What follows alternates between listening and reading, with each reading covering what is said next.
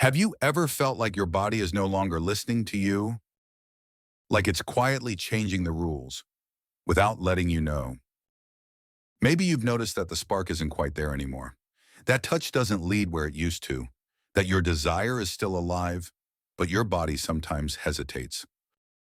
You're not alone. For millions of men, after 65 changes in intimacy, energy, and performance aren't just common, they're confusing, frustrating, and often a little painful to talk about. But here's what no one tells you. It doesn't mean you're broken. It doesn't mean the best part of life is behind you. In fact, it could be the beginning of something deeper, something wiser, something more powerful.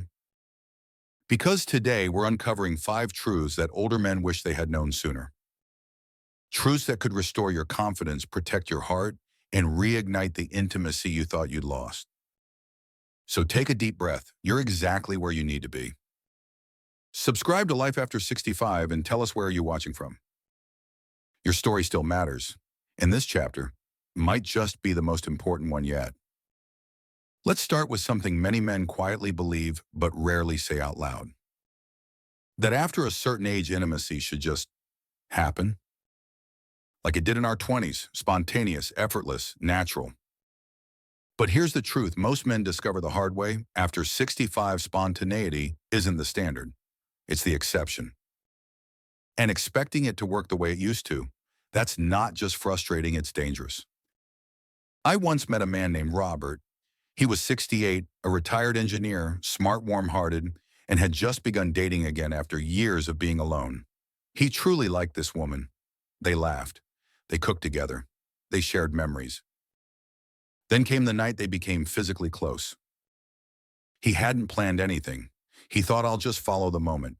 But when his body didn't respond the way it used to, he froze. He apologized. She looked confused. And the next day, Robert never called her again. Not because he didn't care, but because he felt ashamed. This is more common than you think. For so many men, that one unexpected moment creates a ripple. They start avoiding intimacy, thinking something is wrong with them. They shrink inside, blaming themselves. And the silence begins. But let me tell you something important. Losing spontaneity is not losing your manhood. It's gaining maturity. At 30, intimacy is powered by biology. At 70, it's powered by intention. You have to prepare your body just like you would for a workout. You support your blood flow. You reduce stress. You avoid medications that interfere. You create emotional connection. You make space for it. When you do that, the magic doesn't disappear. It deepens. Because now, instead of racing into a moment and hoping your body keeps up, you're saying, this matters. I'm showing up. I'm ready. You're honoring the moment, not just chasing a feeling. There's another layer to this. Ignoring this truth doesn't just lead to embarrassment. It can lead to real physical harm. I've seen men in their 70s push their bodies too hard out of pride, out of fear, out of old expectations. And the result, sudden drops in blood pressure, panic attacks, even heart issues. Sex is not just about desire. It's about circulation. It's about heart rate, oxygen, hormones. It's exercise. And like any exercise, it demands respect. Your body isn't failing you. It's asking you to adapt. When you give it time, when you create the right environment, you take the pressure off. You stop measuring success by performance and start measuring it by connection. And that's when things begin to change. So here's my question for you.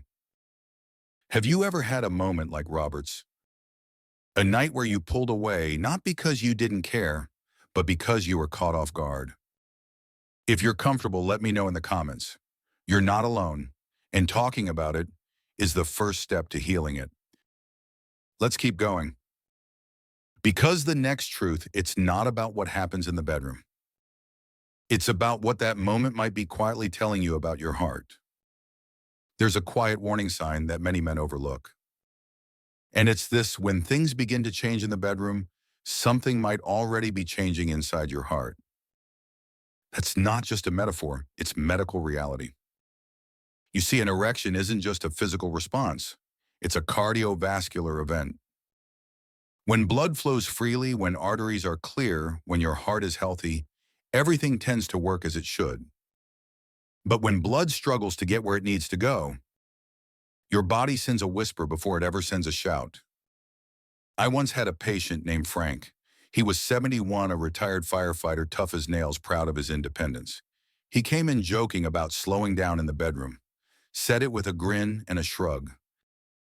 But something in his tone made me pause. We ran a few simple tests, and what we found wasn't just low testosterone or age-related change. It was a 95% blockage in one of his major coronary arteries. 3 days later, Frank was in surgery. He survived, but he told me afterward I came in for a bedroom problem. I left with a second chance at life. This isn't rare.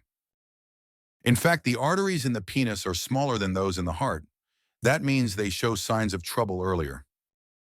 If blood isn't flowing well down there, there's a real chance it's not flowing well elsewhere. Your body isn't betraying you, it's warning you. But too often we laugh it off. We buy a pill.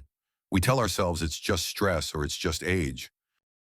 Meanwhile, blood pressure rises, cholesterol builds, the heart struggles silently. Until one night, it doesn't. And beyond the physical, there's the emotional toll. When a man starts to lose confidence in his body, he begins to pull away. Not just from his partner, but from himself. He stops reaching out. He stops expressing. He carries silent fears that no one sees. But here's the truth. If you listen early, you can change the story. Erectile dysfunction isn't a failure. It's a signal, one that could save your life if you catch it in time. If this speaks to you, take it seriously.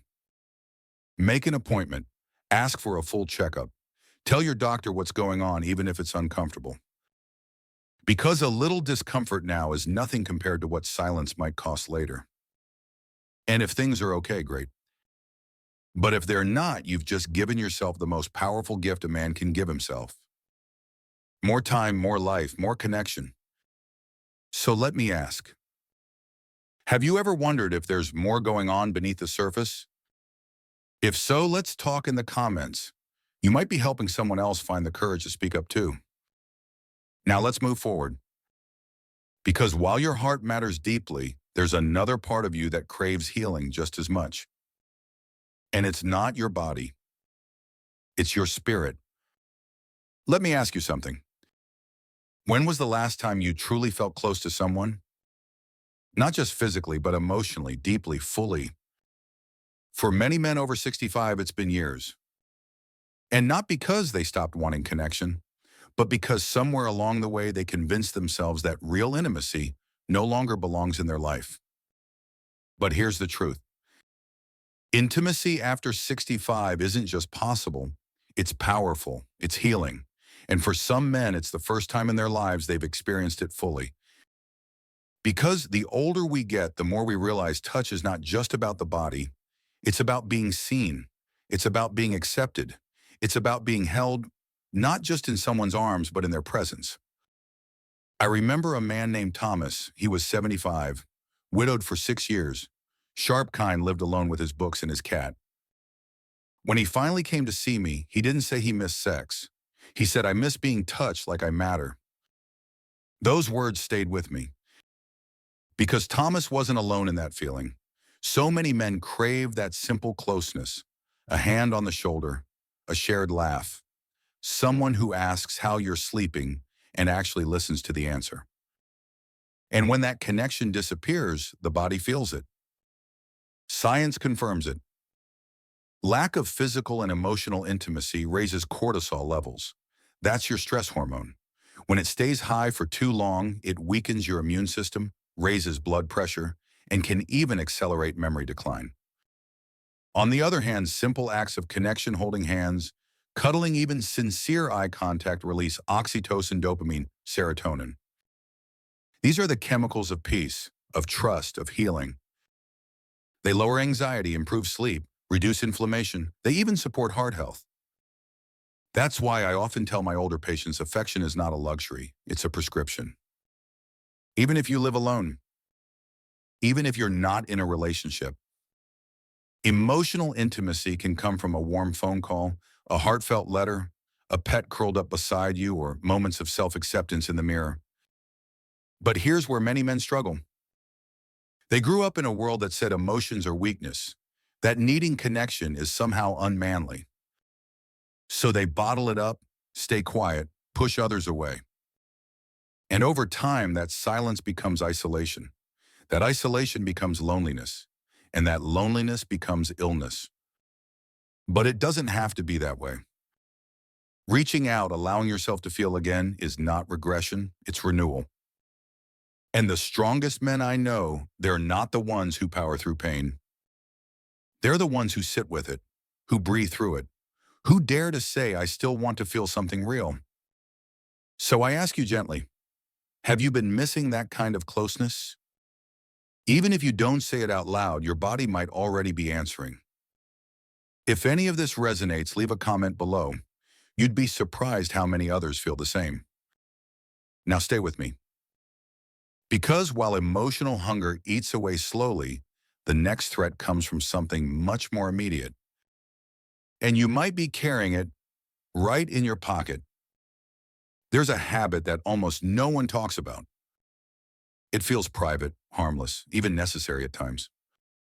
But for many men after 65, it's quietly damaging their confidence, their connection, and their ability to feel. I'm talking about pornography. Now, I'm not here to shame anyone. That's not what this is about. This is about understanding what happens when we replace real human intimacy with something digital, something edited, something that doesn't talk back, doesn't need patience, doesn't require emotional investment. For some men, it starts after a loss, a divorce, a partner's passing, or just the slow fading of connection. They tell themselves this is easier, and in some ways it is. But easy isn't the same as healthy. I remember a man named Carl. He was 70, lived alone, kept busy with his garden, rarely went out. He told me, I haven't touched anyone in years. I just watch things sometimes to feel something again. Carl wasn't addicted. He wasn't reckless. He was lonely. But over time, what he watched started changing what he expected. He no longer felt drawn to real moments of closeness. Real bodies didn't excite him. Real conversation felt slow. Real touch felt unfamiliar. And that's the cost. Because the more we consume fantasy, the more we lose touch with reality. Our brains are wired to adapt. When we feed them constant novelty, exaggerated stimulation, frictionless pleasure, they start needing it, craving it. And slowly the warmth of real-life connection begins to feel dull. Physically, this leads to delayed arousal difficulty, climaxing, and even erectile dysfunction that pills can't fix. Because the issue isn't in the body, it's in the brain. Emotionally, it creates distance, shame, secrecy, guilt. Men start to question themselves. Why don't I feel anything anymore? Or worse, what's wrong with me?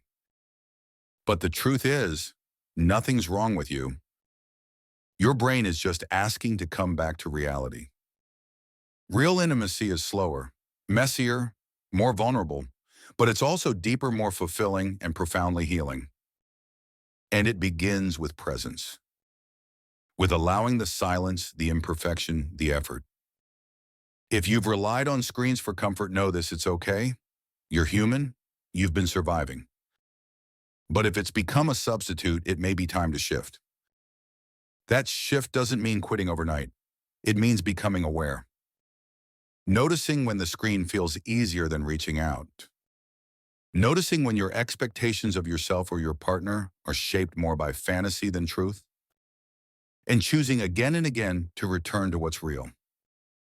Sound of a real laugh, the feel of a real embrace, the connection of two people navigating age, memory, fear, and love together. That's not weakness. That's strength. So let me ask you, have you ever felt disconnected after watching something alone?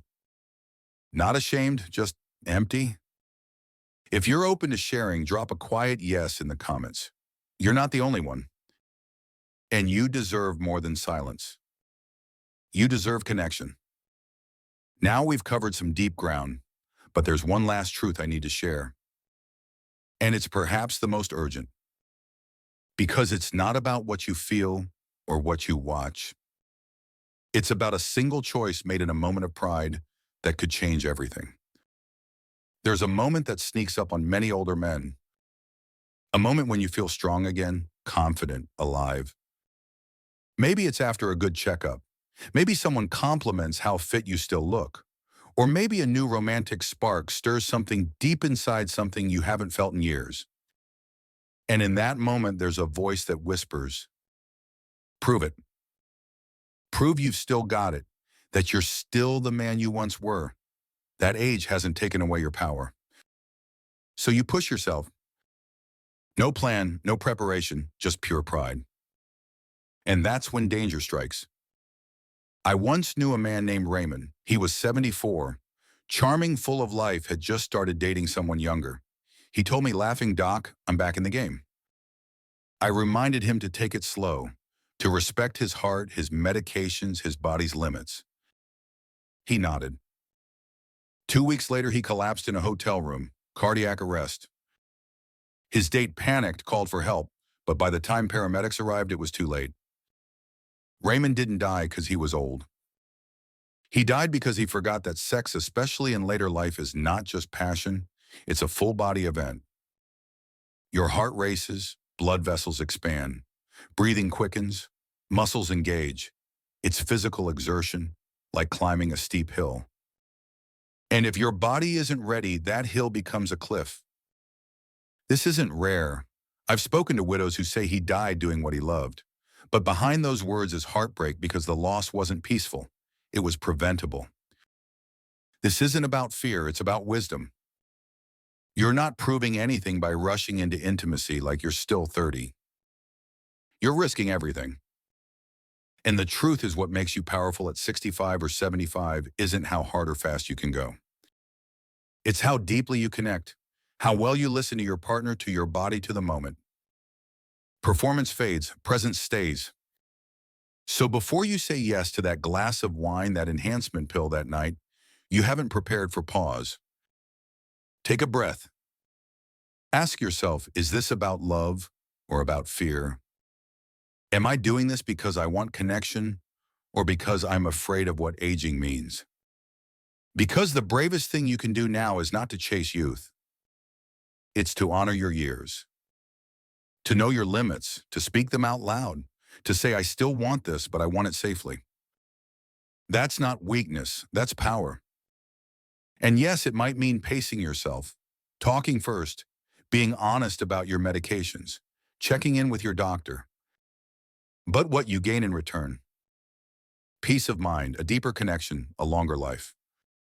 So tell me, have you ever felt the pressure to prove you're still the same man you once were? If you have, say I have in the comments. And know this, you are not alone. And you don't need to prove anything. You've already lived a full story. Now is the time to live it wisely. Stay with me, because in just a moment I'll share the final message that ties all of this together. The one reminder that could turn these truths into a new beginning. You've just heard 5 truths that many men only discover after it's too late. But not you. Because today you chose to listen. And that means everything. You've learned that intimacy after 65 isn't gone, it's just different. It asks for more care, more honesty, more intention. You've learned that your body isn't your enemy, it's your messenger. That what feels like a setback may be your second chance to protect your heart, your health, your joy. You've been reminded that connection is not a luxury, it's a lifeline. That your need for closeness, touch, and affection is not weakness, it's your strength. It's what keeps you human. You've seen how fantasy can steal from reality, and how returning to what's real, what's present, can bring more fulfillment than anything else. And maybe most importantly, you've seen the cost of pride, of trying to prove something, when the only thing you ever had to prove was that your life still matters. And it does. So start small. Talk to your partner, call your doctor, share a story in the comments. Take one step, just one, toward honoring this season of life with the strength and wisdom it deserves. If this spoke to you, share it with a friend. You never know who needs to hear it. And if you haven't yet subscribed to Life After 65, your strength doesn't fade with age, it evolves. And so should your habits. This next chapter, it's not a decline. It's your awakening. And we're honored to walk it with you.